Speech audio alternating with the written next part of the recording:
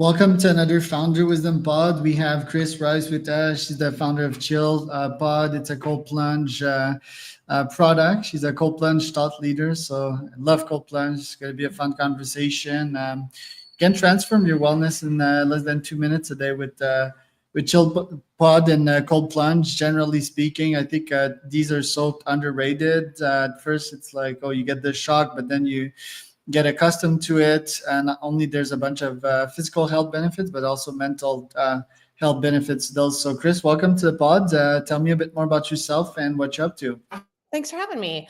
Building ChillPod has been a real adventure for almost the last 2 years now. So I have dabbled in other entrepreneurial ventures, and for all the right reasons, none of those took off. And I ended up finding cold plunging through a friend. I denied it for a long time at the start. I didn't have any interest in doing it, but I was just reaching a point of burnout where something had to change, and I couldn't keep up with all the things I was trying to do. So I just decided to give it a try. I put a horse trough in my backyard, and it became the inspiration for everything that I've built now.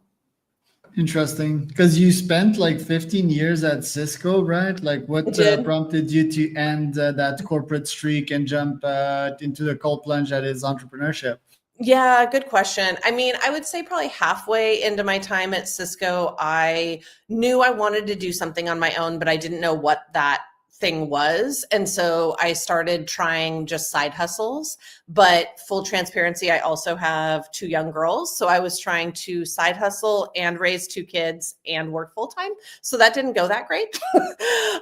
So it took until the ChillPod that I was like, okay, this is the thing. I'm going to put all eggs in that basket. I'm going to absolutely pour everything I have into it. So walked away from Cisco at that point and really took off. So yeah, I mean, it's funny. Those 2 worlds have really no parallels other than I came from marketing and events. So I often think through that lens. But other than that, like, 2 completely different worlds. But I come from a family of founders, so I think it was in my blood.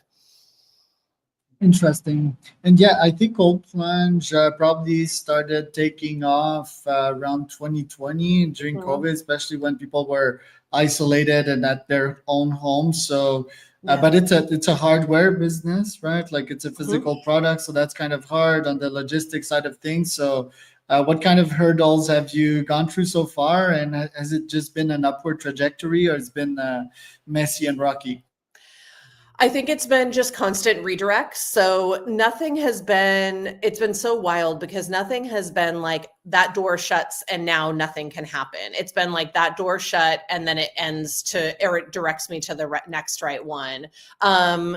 I think there's kind of 2 sides of the coin on the physical product. It was never anything I explored before. I did all untangible things, whether that was coaching or classes, things like that. So a physical product, I will say, it's like its own version of magic. To actually take an idea that has been only contained in my body and my brain and actually have that be something that I've sat in and somebody is creating. And I just never realized how incredible that would be. So for anybody who is like pondering that idea, it's as cool as you think it will be to actually have that thought become a thing is very cool.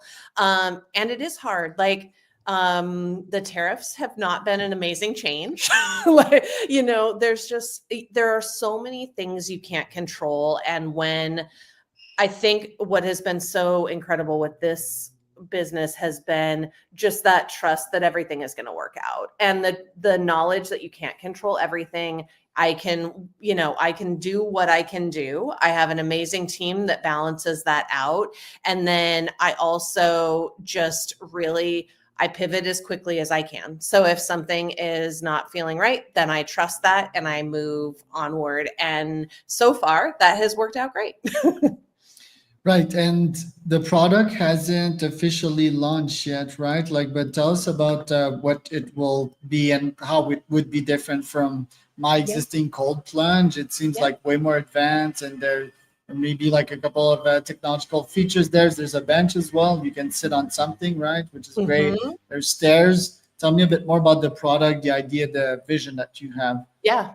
So from the product itself, my vision for that was really to lean into the human experience of cold plunging. So most of what you see out there is a big body of water. It's giving you space and it might be giving you the ability to chill it, right? And keep it clean. And I wanted to really lean into that like mind, body, spirit experience of cold plunging, because that's what's been so impactful to me is sitting in there and feeling my whole energy change, feeling my mind clear out and having that transfer to the rest of the day. So like in this video right here, you're seeing that it actually has a chair inside of it. So I'm right now sitting cross-legged because I always sit like that. And so this is actually built to be able to sit in there cross-legged, to have a place to rest your arms. The whole goal to be able to make something beautiful that is also, something that's beautiful, but also really gives you comfort in an uncomfortable environment. And then the other thing that's really different about it is the chiller that we have. It's a custom designed chiller system. And so what that does is it really makes it so your performance is never going to be compromised. That system is built to have many people go through it. You can put it in a gym or a wellness spa, and it's going to just hum along. And other ones that are more like off the counter, the challenges, those were never made for cold plunging. 2020 came and people started plugging in these aquarium chillers to a body of water and trying to make it very, very cold. And they just burn out. And so we took those learnings and what's transpiring now to say, okay, how do we do this better and different? And that's where we've landed. Right. And it's in the luxury category. So what will be the price point in the end?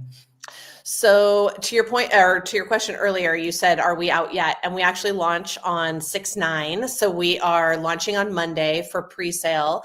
And in that, we will be, there's two price points. The one, the upper end model is right around 12, and the one below, or the core unit that you haven't seen yet, actually, will be right around 9. 9K, is that what you're saying? Correct. Okay, interesting. And the current price point, I think in the market is like 5K, right? Like if you check your competition. No, there's a really wide variety. So there are, if you're having a full chiller system included in it and anything above like say an inflatable, those are usually around 6 to 8. And then a lot of the ones that are more of the performance-based systems are in the mid-teens to even mid-20s. So there's a really wide range out there. And so we are coming into the luxury market, but also not trying to come out the gate being the highest one out there. Right. What's been your journey with ice baths? Because me at first, I mean, I always loved the cold, but at first it was sort of a shock because even I doing probably 7 years of cold showers, like ice barrels, another level. It's even colder, and the shock is quite great as a proud Canadian.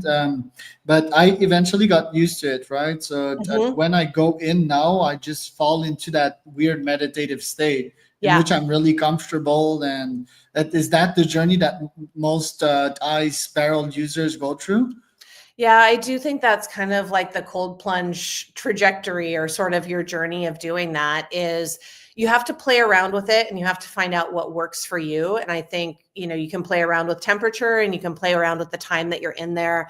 But once you start doing it, you really find what feels right to you, what temperature works, how long feels good without being too long. And I totally agree. That's been my experience too, is people tend to think it's wild to compare it to meditation, but I think there's a real parallel there.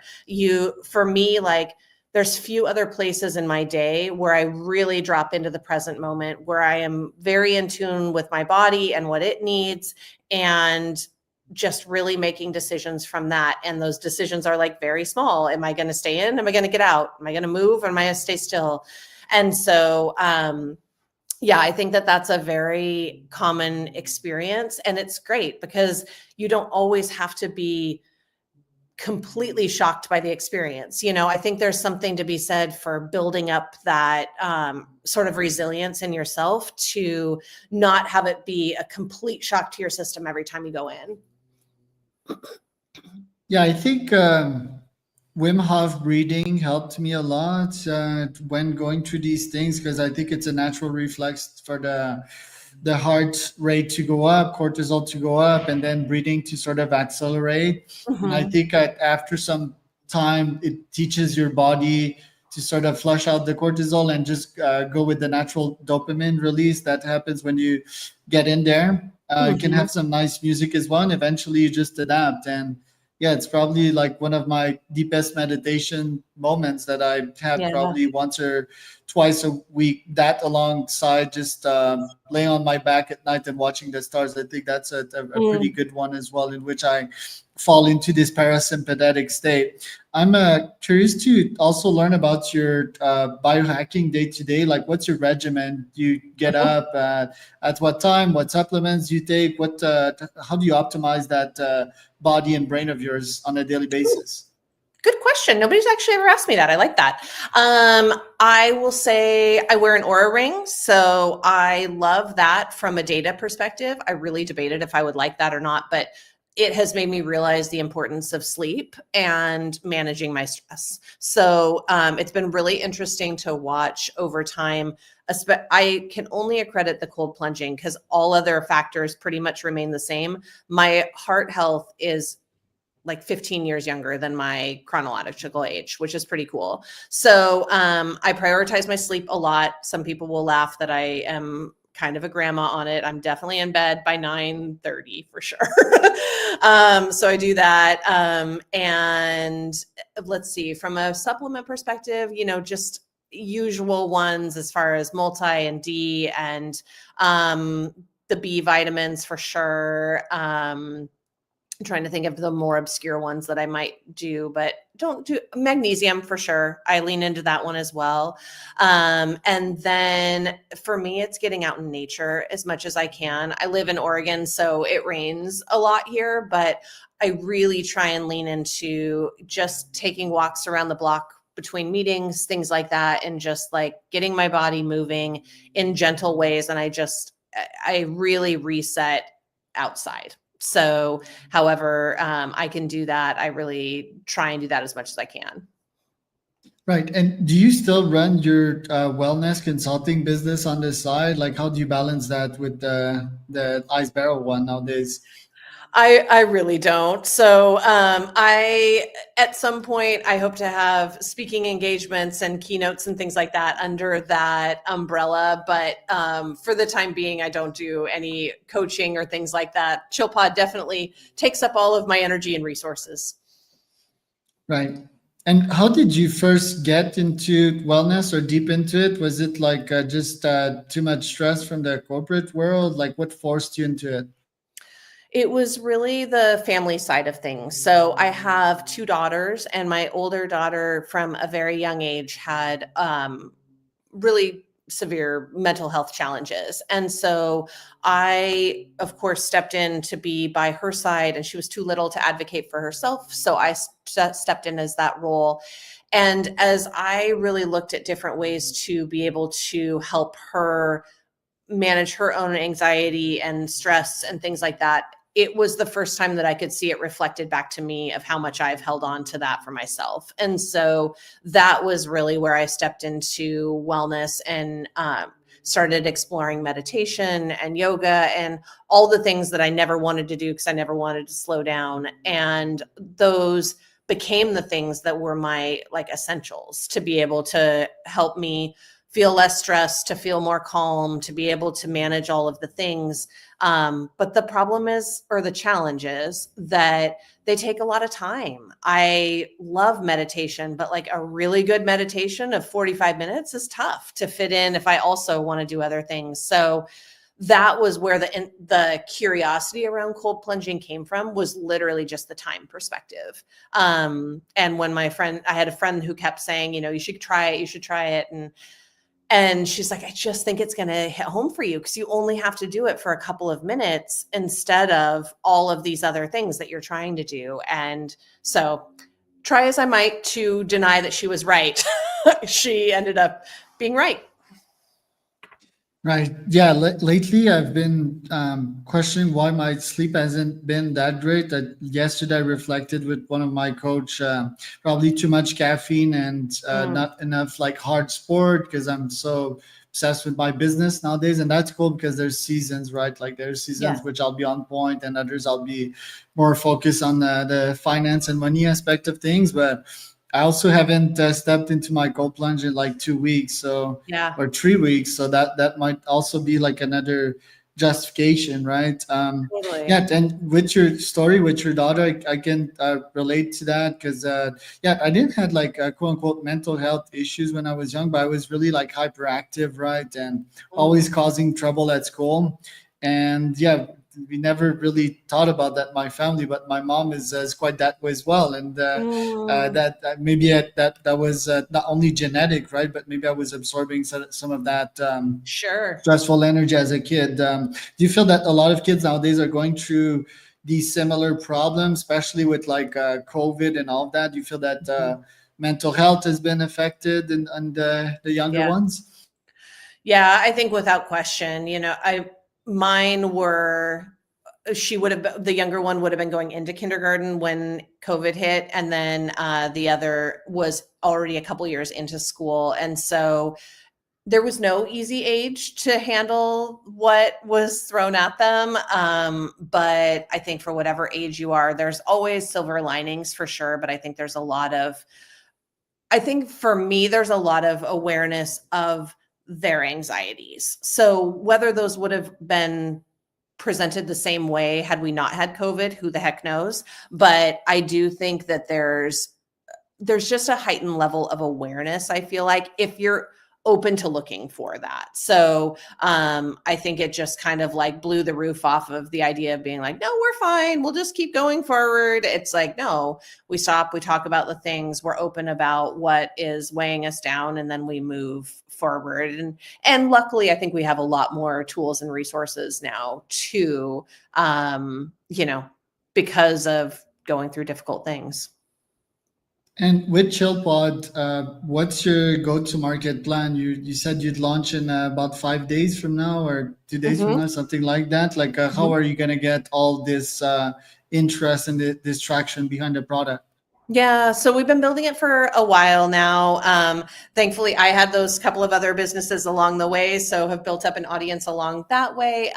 But primarily, the focus with ChillPod is B2B. So we've been making some really great connections from LinkedIn, which I think is actually where we connected to, and so just it's really been organic. So we'll see what all transpires when we open up on Monday, but it's really just been through relationships, and it's been pretty amazing to watch between myself and my team how many people come out of the woodwork of being, really focused on recovery or really focused on the mental health benefits of it, or wanting to bring that, they've been looking for solutions since 2020 and it became more of a conversation. And now they're like, no, we're ready to take action now. So it feels like an exciting time because we're not the first ones to go to market. We're not having to help educate people about cold plunging. Like, people know what it is. It's a pretty common term anymore, but it's still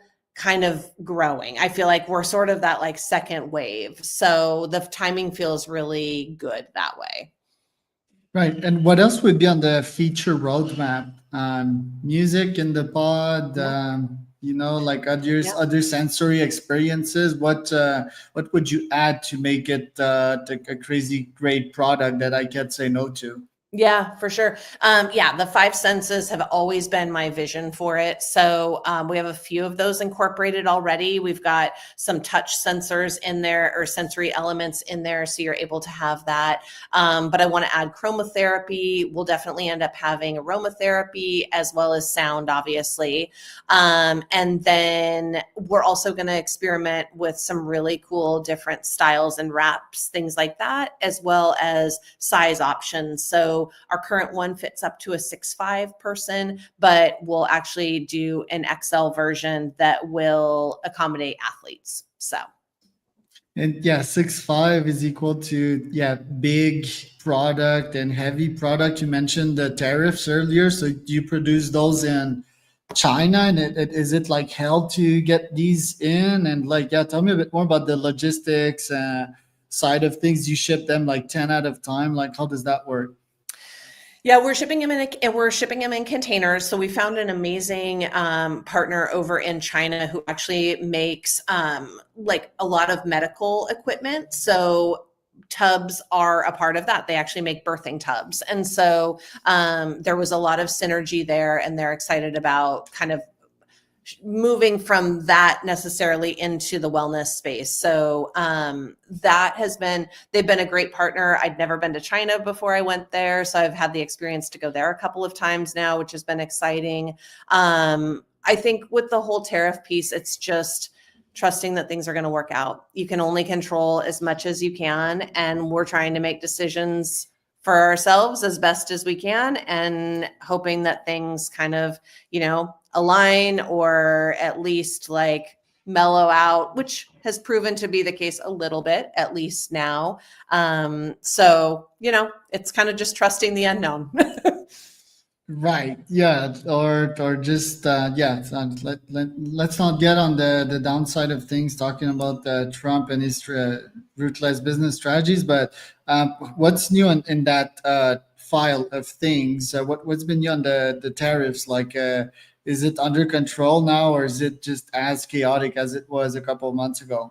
Well, they basically put a pause on it. And full transparency, like, I listen to the news, I keep myself educated, but I do not like 24/7 stay in it, because that is not good for my mental health. So the latest that I know as of right now is that they basically put a 90-day pause on it. So it kind of froze at a level of like roughly, I thought it was 30%. I think mine is like 36%. So, it's not great, but what are you going to do? Stay up at night and try and, like, there's only so much you can do or worry about it. So, Right. Because as an IoT or hardware physical product entrepreneurs, you don't have much options, right? Like, yeah. that's, I think, what people need to understand. Like, can you even make these things in Mexico, for example? I don't think so. I don't think they're as technologically No. advanced as China. Even Yeah. if they're closer, and then there's no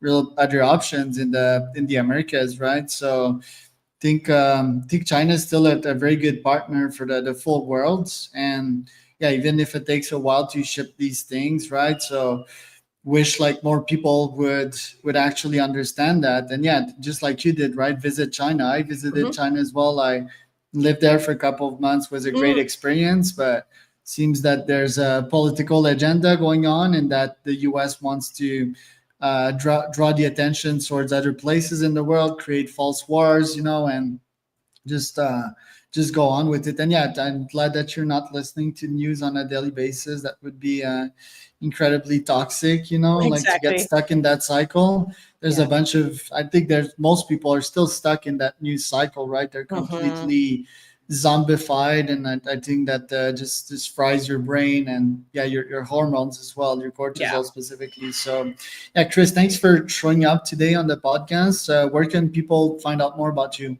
Yeah, so head over to the chillpod.co if you want to check out the website. And when that is, it's there now, but you can actually see the products on Monday. So the chillpod.co, you can follow us on Instagram at the same handle, the chillpod.co. And if you want to hear a little bit more about my behind the scenes story on things, you can check me out on Instagram at Kris Rice Wellness. That was Kris and Charles for another